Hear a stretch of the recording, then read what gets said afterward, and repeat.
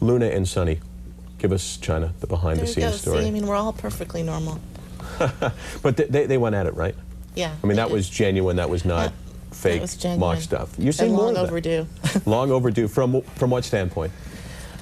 Well, just like you talked about before, you know, people start believing in their publicity and their notoriety, and it gets to be overwhelming sometimes, and who's doing that? People's nerves. Right. You have to clarify sort of which side we're talking about here. Well, Sonny? Yeah. You're not a fan of Sonny's, right? I'm kind of impartial because nobody ever gives me those problems. I sit on them. She's trying to be politically correct. Let me straighten this out here. Okay. Sonny tends to believe that her importance in the world is much greater than everybody else believes her importance in the world is. I know a lot of guys who would argue with that. Well, I'm talking about in the world, not in their room. Anyway, behind closed doors. She represents a role of, you know, the beautiful, you know, the teen A part of our company, and believes that full-heartedly. And when the attention is taken away from her, she has trouble with that, and makes that well aware of to everybody around her constantly is the problem. I mean, it's not just brought up once in a while, it's a constant thing, so people get tired of hearing it, and, you know. And when she was on our show, she was very critical of Sable, saying, you know, Sable's had 3 breast implants, and I've only had 1. Not me. You know, I'm still weighing options. 1.5. You know, that's really ridiculous, because we're very fortunate that so many people in our company are very talented, and especially the females. And Sonny does possess a lot of talent, and she should spend more of her time refining that talent, because she's blessed to have it, and not worrying about the other people that have just as much talent, if not more. Exactly. And imagine if you're in a company and your business is television and entertainment, and you're trying all day long to worry about what you're doing, and you're one of the guys who wrestles and kills yourself on an incredible schedule and take all that toll on your body, and you're listening to somebody constantly worrying about who's had more boob jobs, or, you know. Isn't it a problem, though, in your sport, a danger in your sport, that it's very tough not to start believing your persona that you carry into the ring? And isn't that sort of what's happened here? Sort of. I mean, I think in anything you do, there's a chance even in other sports guys get put into a position. If you're the top paid guy, or whatever the case may be, sometimes you start to think that your importance is beyond what it actually is. And I think in our business even more so, because we portray those characters every day.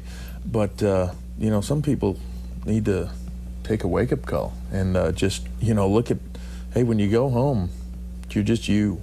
You know what I mean? And when you're on TV, you're one thing, and when you come back, you're another. And I just like to see some people get slapped around and come to a reality check here and there. I don't know. I heard when Michael goes home, he just grills his kids constantly, 24/7. They sit on the couch like this. Clarify that for me, son. It does make it hard, though, because, I mean, also, with what we do, we're so close to the audience, and we do that so much that the audience doesn't look at us like that when we're home, or when we're out, or when we're at dinner, or when we're in the mall. They tend to look at you and treat you, you know, as a character as well. I mean, it's not like, you know, you see a doctor on TV and you'd ask him for medical advice.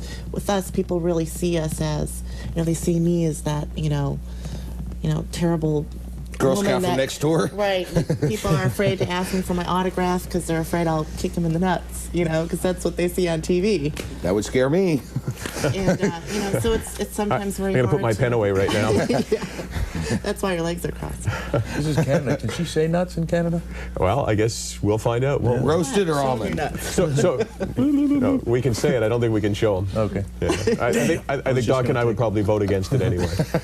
Just going to take them out, too. Yeah, although some might suggest that we should check for them, but that's probably a different story for a different day. Questions for you from our viewers. We got tons of response. This first one to you, Chyna. We'll bring in the email. We get tons of questions for wrestlers when they know they're going to be in. I have a question for Chyna. Did Vince pay for those breast implants? No, one was for Christmas to myself, and one was for my birthday. But I imagine you got them done at the same time, right? Yes. Luckily your birthday's right around Christmas. I was going to say, yeah. Exactly. And on a roundabout way, he kind of paid for him because, you know, you got the money, but... Any pun intended there? He didn't pay for him. Okay. And directed towards you, Hunter Hearst Helmsley, and to you, Chyna. Are HHH and Chyna ever going to come out as husband and wife instead of wrestler and bodyguard? I suppose at one point in time, if we were married, we would come out as husband and wife, but since we're not married, I suppose that would be a virtual impossibility. Right. Did the breast implants increase the chances of that happening? You know, I mean... there is a possibility that Triple H and I will come out as husband and wife Right. in the not too near distant future. And yes, Dok's breast implants did have something to do with that. So. And Vince did pay for them. So. Hey. Is Goldust going to be jealous? No, he's tied up right now, literally.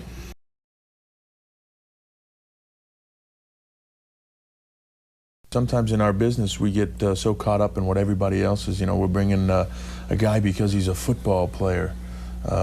Well, who cares? I don't care if you were the 20-time Super Bowl champion, or whether you were some hokey Canadian hockey player or some CFL football player. It doesn't matter, because if you can't do what we do, you don't mean nothing. You don't mean anything to us. And yeah, we buy Tyson's image. That's why I say we're buying his image. We're not buying Mike Tyson's ability at this point to come into the wrestling ring and to do anything spectacular. And We've that's already not what the intent was either. right. We've already got guys that can come into the ring and do things spectacular.